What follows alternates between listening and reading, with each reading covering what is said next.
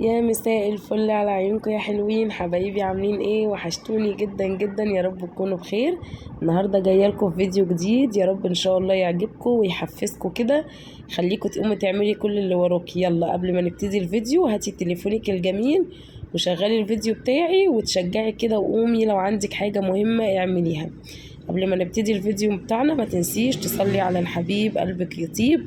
اللهم صل وسلم وبارك على سيدنا محمد وعلى آله وأصحابه أجمعين. ما تنسوش بقى تدعوا لصاحبتي بالرحمة وتقروا لها الفاتحة، ربنا يرحمها ويرحم أموات المسلمين أجمعين وأمواتنا جميعا إن شاء الله.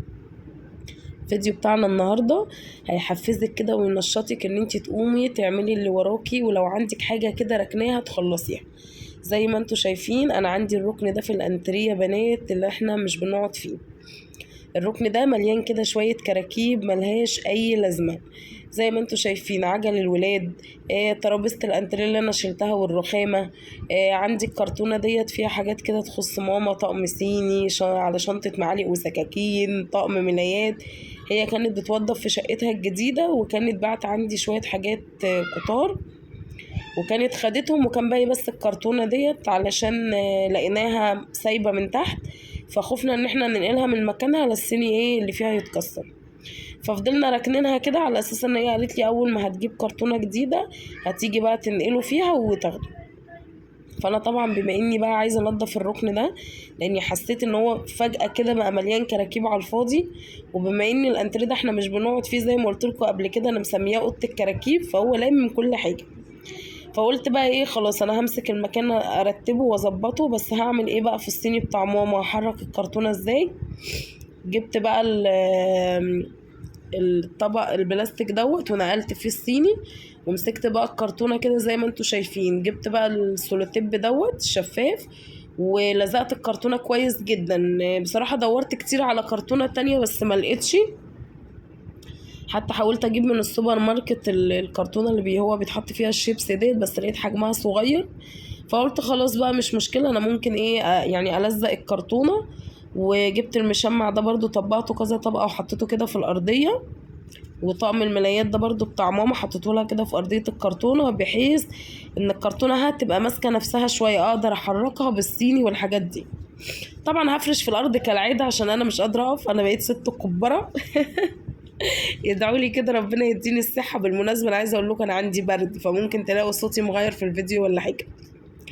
قعدت كده لاني برضو لقيت الشنطه زي ما انتوا شايفين المعالق واقع على السكاكين، وعايزه اقول لكم الحاجه كانت اصلا واقعه من الشنطه في الكرتونه. ماما عايزه اقول لكم بتزعل قوي، يعني حاجتها عزيزه عليها جدا، فهتحس ان انا اهملت في الحاجه وكانت هتزعل مني. فقلت لا، انا هقعد بقى اظبط لها الشنطه كده وارص لها الحاجه كويس واظبطها بحيث ان لما تيجي تاخد الحاجه يعني تبقى ايه متظبطه وكويسه. هنا خلاص انا رصيت الشنطه يعتبر ورجعت الحاجه مكانها. برضو هجيب اللزق اللي هو السولوتيب ده اللي انا لزقت بيه الكرتونه وهلزق لها الشنطه، لان انا بعد ما خلصت وظبطتها لقيتها مفتوحه من ورا زي ما انتوا شايفين كده. طبعا عشان انتوا عارفين بقى يعني حاجه ماما من زمان وكل حاجه، بس هي ماما بتحافظ على حاجتها جدا. يعني بص الصيني ده عندها من زمان قوي، انا متهيألي لو مكانها كان زماني كسرت الصيني بتاعي، ولو اني محافظه عليه يعني انا طالعه زيها. فهي بس كانت بتوضب وكانت في حاجات خايفه عليها تتبهدل يعني في النقل كده وكده، فكانت شايلها عندي. فانا بقى ظبطت لها الشنطه زي ما انتوا شايفين، ودلوقتي قلت بقى امسك الركن دوت اكنسه كده كويس. شايفين التراب عامل ازاي؟ انا عايزه اقول لكم بعد ما عملت الحته دي وروقتها قعدت اقول ازاي انا كنت قاعده في الشقه وسايبه الركن ده كده. بجد كان عامل لي خايله، وكنت كل ما اجي ناحيه الانتريه ده اتضايق واحس ان الدنيا هنا مكركبه قوي. المهم بقى يعني يا بنات زي ما انتوا شفتوا انا كنست الدنيا كده كويس وشلت التراب، وكمان قلت اديها تلميعه كده عشان لو في التراب اللي هو بيبقى ناعم قوي دوت. وكمان المكان ده بقى لي كتير ما روقتوش، فاكيد التراب بيبقى ماسك في السيراميك كده شويه. فقلت بقى ايه امسكه امسحه برضو كده كويس. كنت حاطه بقى فنيكو، والريحه ايه بقى يا بنات مش قادره اقول لكم، حاجه كده روعه. طبعا هتحسوا ان الصوت بيختلف شويه لان انا بتمشى في الشقه وانا بسجل لكم الفيديو ده. قلت يعني اعمل جو كده احس يعني اشوف كده صوتي هيبقى متغير ولا ايه، التسجيل هيبقى فارق. المهم بقى خلاص انا هنا مسحت الارض وسبتها لما نشفت كده شويه. جبت بقى الرخامة ديت اللي هي كانت بتاعة ترابيزة الانتريه، زي ما انتوا شايفين كنت موقفاها كده على الحيطة على جنب، بس برضو خفت ان انا لما روقت الدنيا والدنيا تبقى فاضية يجي زين يلعب في الحتة دي او حاجة فيزق الرخامة تقع عليه بعد الشر يعني. فقلت لا، الاحسن ان انا احطها كده في الارض. فرشت عليها المشاية وجبت بقى السجاد بتاعي. عايزه اقول لكم انا متعوده لما بغسل السجاد بحطه فوق الدولاب، بس كنت بواجه بقى مشكله ان انا لازم اجيب حاجه اقف عليها وانزل من على الدولاب. فقلت لا، انا ممكن استغل المكان ده احط فيه السجاد بتاعي بحيث ان هو يبقى تحت ايدي في اي وقت عاوزه. وكده كده هو متداري زي ما انتوا شايفين، الستاره نازله عليه فمش مش مبينه حاجه. وكده كده يعني خلاص الشتاء بقى كل سنه وانتوا طيبين داخل، فخلاص هاخده يعني همسح الشقه وهفرشه ان شاء الله، نعمل مع بعض روتينات فرش الشقه بتاعت الشتاء باذن الله. فكده كده المكان هيبقى فاضي. والكرتونه بقى بتاعت ماما حطيتها برضو هنا يعني بشكل مؤقت بس، لغايه هي ان شاء الله يوم ولا حاجه وهتيجي تاخده باذن الله، ان هي خلاص خلصت شقتها، فخلاص بقى تبتدي ترص حاجتها باذن الله. طبعا عايزين تسالوني طب وديتي الطقم الصيني فين يا انجي؟ احنا شايفين الكرتونه فاضيه. هقول لكم دلوقتي، ما تستعجلوش، خليكم معايا في الفيديو. اهم حاجه ما تنسوش بقى اللايك والشير وكومنتاتكم الحلوه على الفيديو ده عشان تقولوا لي ايه رايكم. هنا بقى عايزه اوريكم ان الدنيا ما بتبقاش باينه، يعني انا الركن اللي ورا ده حتى لو عندي ضيف قاعد في الانتريه ما بيبقاش شايف اللي ورا ايه، لان العمود مداري. وزي ما انتوا شايفين انا حاطه الكنبتين قصاد بعض والكرسي ده كده في النص، فمداري على اللي موجود ورا. والسجاد كده كده الستاره مدارياه، وزي ما قلت لكم انا كده كده هفرشه يعني كلها شويه، الشتا خلاص اهوت على الابواب يعني، وجو المدارس ابتدى فمش باين يعني. كده كده هفرشه وهتبقى الدنيا، وماما تاخد بقى الكرتونه والدنيا هتبقى فاضيه ان شاء الله. هنا بقى الصيني بتاع ماما زي ما انتوا شايفين كان عليه كم تراب مش قادره اقول لكم، تراب مهول بجد والله، يعني كميه تراب انا معرفش جات له منين اصلا. فقلت لا، انا مش هرجعه الكرتونه كده بترابه، كمان هي اكيد لما هتيجي تاخده هتبقى عايزه اكيد ترصه، سواء بقى هترصه في المطبخ او مثلا هترجعه في النيش، مش عارفه لسه هي هتعمل ايه. فقلت ايا كان يعني هي تعمله ازاي، لا هغسله وانضفه لها عشان لما تيجي تاخده يبقى نضيف، يبقى سهل ان هي تحطه على طول. فانا دخلت كده الحمام يا بنات زي ما انتوا شايفين، جبت بقى الجردل البلاستيك ده، حطيت فيه ميه كده بصابون. انا حتى مش بغسله والله، يعني مش بغسل الطقم بلفه مواعين او حاجه، لا انا بغسلها بايدي بشطف بس. وجبت بقى الطشت الكبير دوت حطيته كده وفتحت فيه الميه، وبقيت اللي اغسله بقى كده احطه في قلب الميه النظيفه، عشان برضه اشطفه من اي صابون او حاجه يبقى جاهز للاستعمال على طول.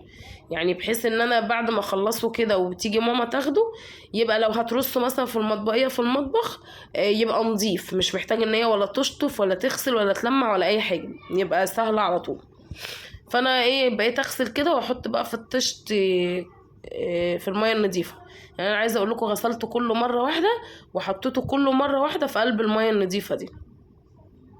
فبصوا يعني معلش يا بنات انا اسفه، انا قلت لكم ان انا عندي برد في اول الفيديو، استحملوني. برد تغيير الفصول ده بيبقى وحش قوي والله، يعني بيبقى تقيل كده عن البرد اللي بيجي في الشتاء العادي.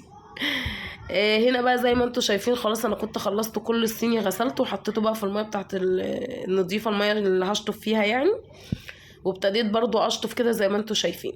هنا بقى خلاص خلصت، جبت بقى المفرش دوت، مفارش دي تقيله كده شويه اللي هي بفرشها الدفايات اللي بفرشها للولاد على السراير في الشتاء، جبتها وحطيتها كده على السفره.